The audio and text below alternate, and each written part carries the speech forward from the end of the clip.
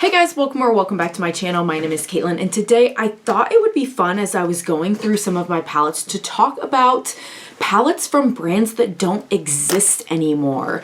For one reason or another, these brands are no longer in business, so these are all palettes you can't get. But this is more of a video for like nostalgia. With the 2016 trend being so big right now, I wanted to go back in time a little bit. Some of these are newer than 2016, but to really talk about these brands that don't exist anymore and kind of what did or didn't happen with them, other brands that you remember, and just feel all the nostalgia vibes. So if that sounds good to you, keep on watching. Before we get too far into the video, if you have not already, I would love it if you would consider subscribing. I upload new videos twice a week. It is totally free to subscribe, and I would love to have you back on the channel for all things makeup. All right, so we are hitting it off hard first. Dragon Beauty. Who remembers Nikita Dragon? I mean, you're talking 2016 peak here.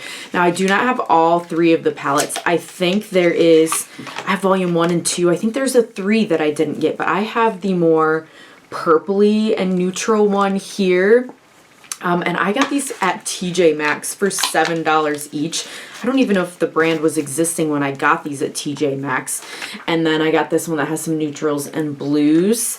I think there's more of like a pinky one out there too that I never ended up finding, tracking down, getting. And these are the only products I ever got from Dragon Beauty. I never got any of the color corrector, face palette-y type things that they had from that brand.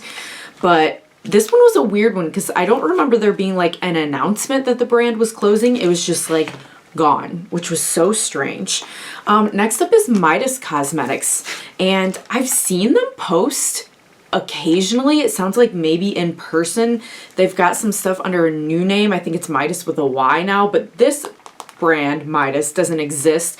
And I knew of this brand from their collab with Smoky Glow back when they did a lot on YouTube.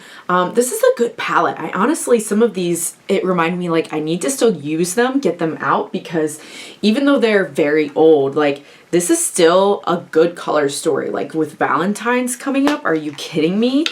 So Midas Cosmetics, I think some of these, it was like financial constraints.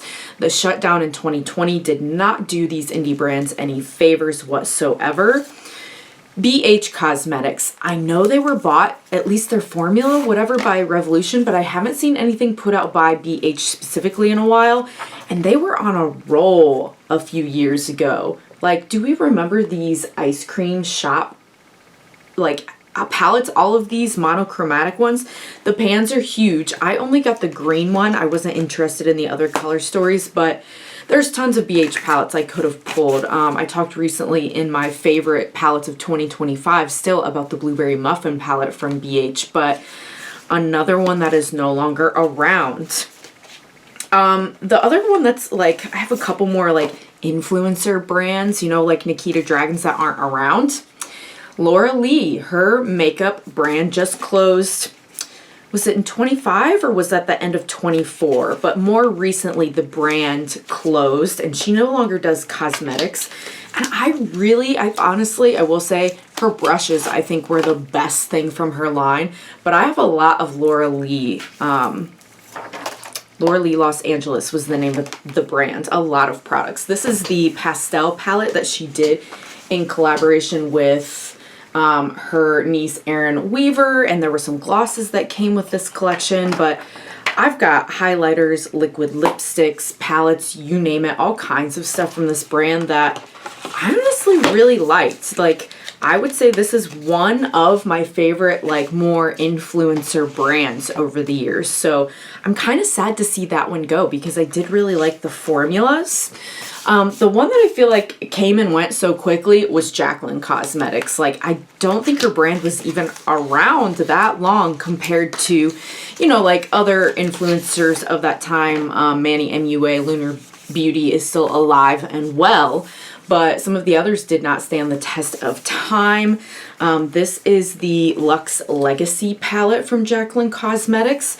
Again, I like this one a lot. It's a pretty Nelly neutral. I don't reach for it a lot just because it is so neutral. Like, I tend to forget about her, but it wasn't bad quality. Like, it's just kind of everyday run-of-the-mill metallics and formulas, but I do have it in my possession. And some indie brands. Muse Beauty. This is so cool. They used to do like art inspired makeup.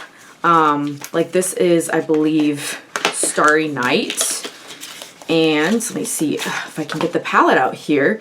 Yeah, this is the Van Gogh palette. And I really like the yellow in this one a lot. I've actually got, a little surprising, I've got a couple dips in this palette. It's just a 9-pan, but it's pretty versatile color story for being a 9-pan. Again, I think this is just one that financially didn't make it Muse Beauty, but I did really like what I tried from them. This might be, I'm trying to think. I think I have one other palette from them, just a couple palettes before they went under. Right before its bell closed, I was able to get the Under the Full Moon palette. I'm kind of regretting that I didn't get more from this brand before they closed. And if I remember right, this brand owner kind of said like a never say never kind of thing. Like maybe it would return at some point, but it was closed for now. So I'm glad I got what I could while I could, because this is a great formula. Again, I kind of regret not getting more from them while they were around. But this is kind of a nice smoky wintry palette to pull out now. I think the end of January before Valentine's season hits us.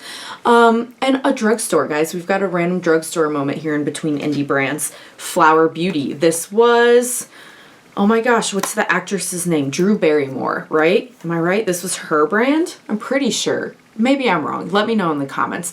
This is the Jungle Lights palette. These are all shimmers, and these are amazing. This one works really well as a highlighter. These are also big pans, but this was like one of the only indie brands that had a shimmer formula that I felt like could even kind of compete with what the indie brands were doing at the time. Colored Rain. This one was around for a long time. I never really bought much from them. This is the only thing I have from them. This is the Queen of Hearts palette. And let me tell you, there were some trials and tribulations getting this because it was a pre-order for the last restock of this. And I waited almost an entire full calendar year for this to actually arrive. A lot of people were mad. They weren't giving any updates, no context, nothing. And I think they did like one launch after I got this that I was like, absolutely not. I'm not purchasing from them again after the terrible customer service I got with this palette. And then they closed after that. And I was like, not surprised considering there was not good customer service and communication there at the end, at least. I won't say the whole time, but from my experience from them. And all that for me to get the palette and go, yeah, it's kind of a mediocre formula. I probably could have done without it, but I usually don't declutter a lot of things. I paid for it, so it's still in my collection. Another one that I hope someday comes back here, this is Salem Cosmetics. I have a lot of palettes, blush, lip products from this brand based in New Orleans in the States. This is specifically the Grunge Life palette. But again, just like BH, I could have pulled any number of products from this brand that I love. This is just one of my favorite color stories of the ones I have. And the same thing, the owner was kind of like in a similar, I feel like, to It's Belle situation where it was like, never say never, maybe someday it'll come back, but for now we're closing our doors. So that is all I pulled for this first video. I'm sure if I went deeper into the archives of my makeup, because this is just pulled from my more accessible makeup, stuff that's like right out in front of me, I'm sure if I went back further, I could probably find more palettes and makeup from brands that no longer exist. So let me know in the comments if that's something you would be interested in seeing. A little more nostalgia. Let me know again in the comments, what are other brands that you remember loving or you still have products from that they don't exist anymore? I would love to hear your thoughts. Thanks so much if you made it all the way to the end, and I hope to see you again in the next one. Bye!